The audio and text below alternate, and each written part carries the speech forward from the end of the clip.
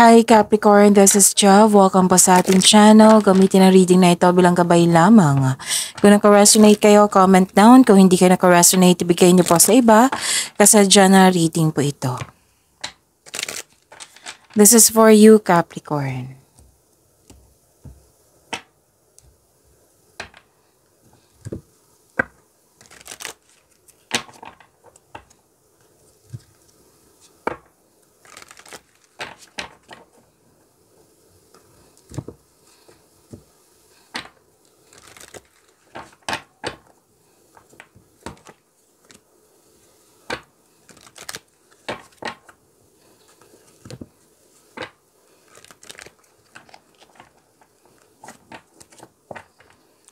Para po ito sa iyo, Capricorn.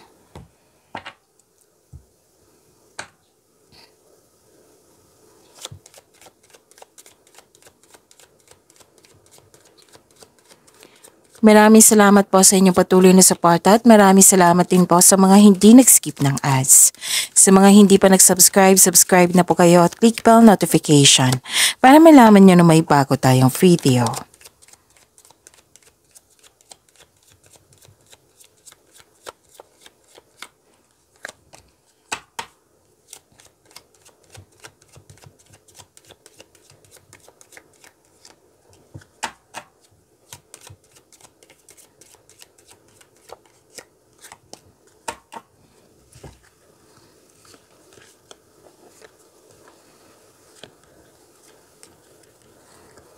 Okay.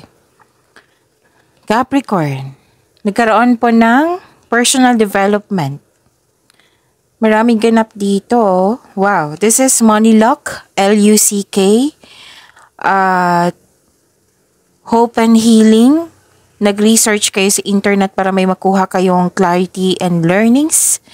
Fame and recognition. Pwedeng nakatanggap din kayo ng awards or compliment po.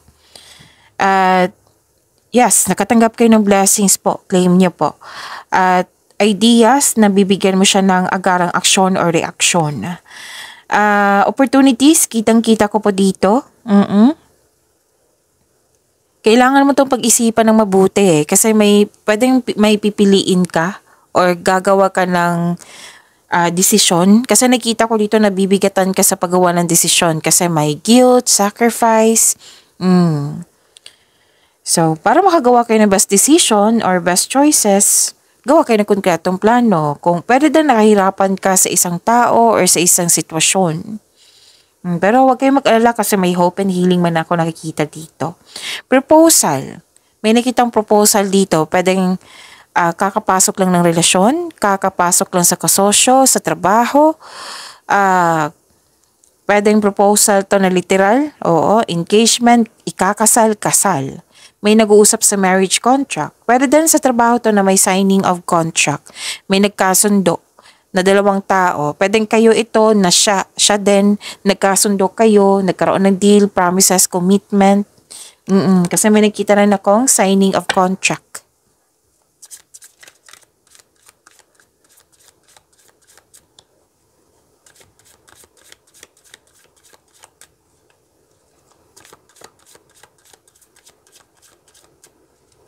Energy po ni Capricorn.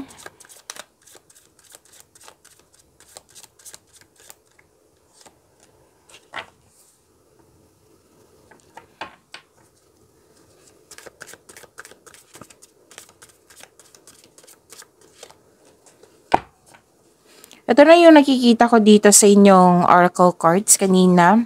Yung nabibigatan kayo. Andito po.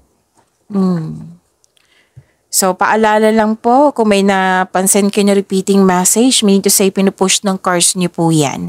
Like, for example, nanood kayo sa isang video, tapos dito rin, sa weekly nyo. At may napansin kayo na repeating message, yan po yung pinupush ng cards na kailangan nyo bigyan ng atensyon, solusyon, at aksyon, kung maaari po. So, ano yung energy ni Capricorn?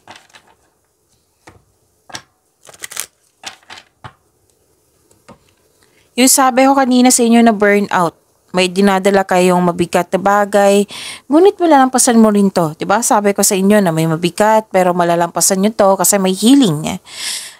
This is only temporary, just keep on going. Tapos paalala din yung sa iba na huwag kayong mag-say yes na hindi naman akma sa inyong schedule. Kasi nakita ko dito na burnout kayo. So kung expected nyo na may workload kayo ngayon, then kailangan nyo ng time management para maiwasan itong burnout na ito. Kasi sobrang busy mo po. Ask for help kung masyado nang mabigat, kung pwede po.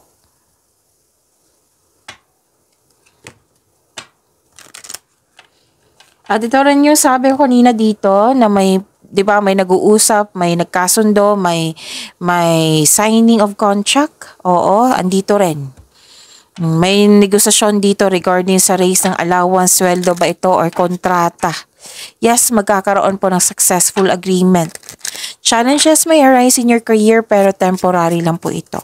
So you have to move forward.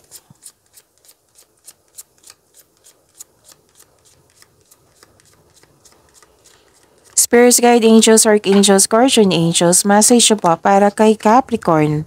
Fulfill your purpose. 1818. Seek your soul's purpose and fulfill it. Your destiny awaits your action.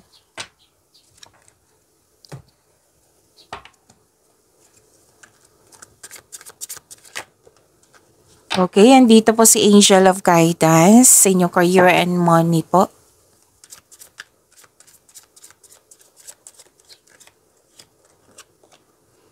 At andito din po si Angel of Peace sa inyong career and money po.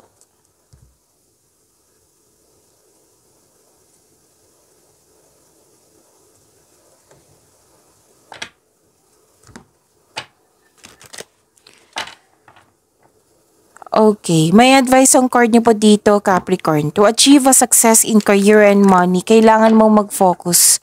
Comes with determination and clear intention.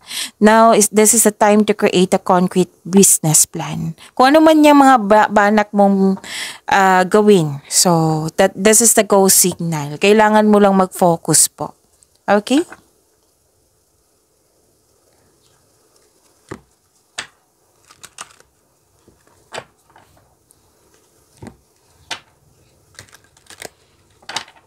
This is moderation, pagkakaisa, divine timings, may nagtutulungan dito, may realization din. May masungit kayong kasamahan, pwedeng customer din to. Pero naintindihan mo na handa kang magbigay ng mahabang pasensya. Naintindihan mo po.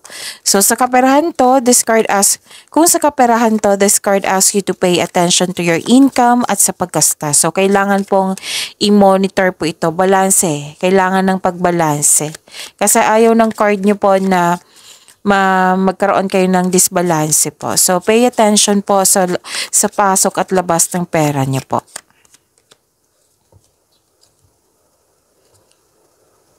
Okay, public face. Follow your heart, become who you want to be, earn a reputation. It's okay to be yourself.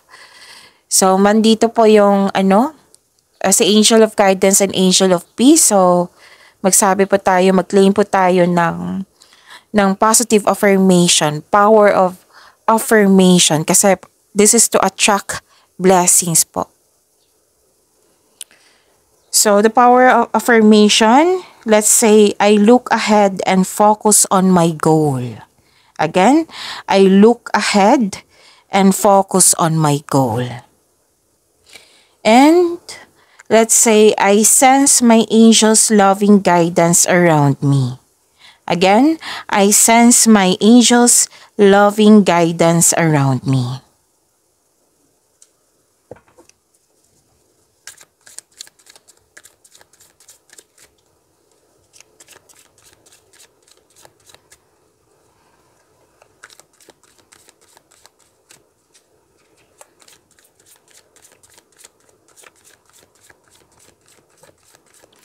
Love, life, self-love, partnership, and romantic, Capricorn. Move lang natin. Saglit lang po.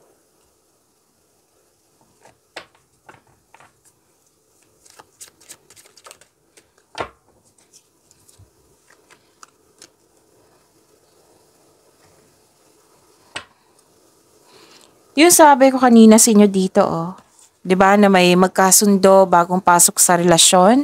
Nag-clarify po siya dito sa love life niyo. Self-love, partnership, and romance po ito ha. Oo, may bagong pasok sa relasyon or pwedeng nagkasundo kayo, may usapan kayo, nagkasundo kayong dalawa. Oo. Pwede din na pumayag na yung nililigawan mo or pumayag ka na sa na manligaw yung tao sa'yo. Kasi may partnership, may pagkakaisa dito, union, pwedeng nagkabalikan, pwedeng nagkaroon ng pagkakasundo. Yan. So this is also called a destiny card. Oo, isang malaking good news to lalo na sa mga single dito kasi sabi dito parating na po ang nakatadhana sa iyo. Para sa mga relasyon sa buhay mag-asawa, masaya kayo ngayon, mahal na mahal nyo ang isa't isa at very supportive kayo sa mga ginagawa o plano nyo sa buhay.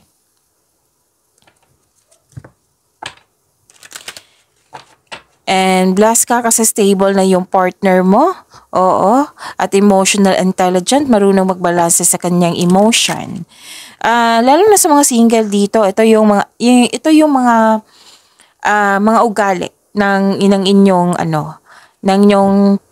ng tao na parating sa inyo.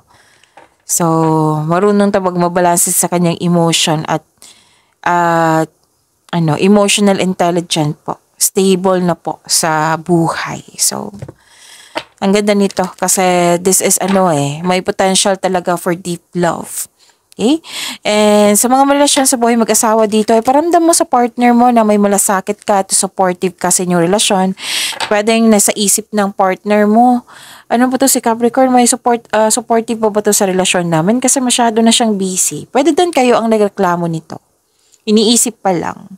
Okay? So, iparamdam mo sa kanya, kung ikaw ito, iparamdam mo sa kanya na may malasakit at supportive ka sa inyong connection. Okay? And imperfections. Love is beautiful mess. Love is a beautiful mess. Embrace its imperfections. Pag-imanin niyo po yung blessings na binigay sa inyo.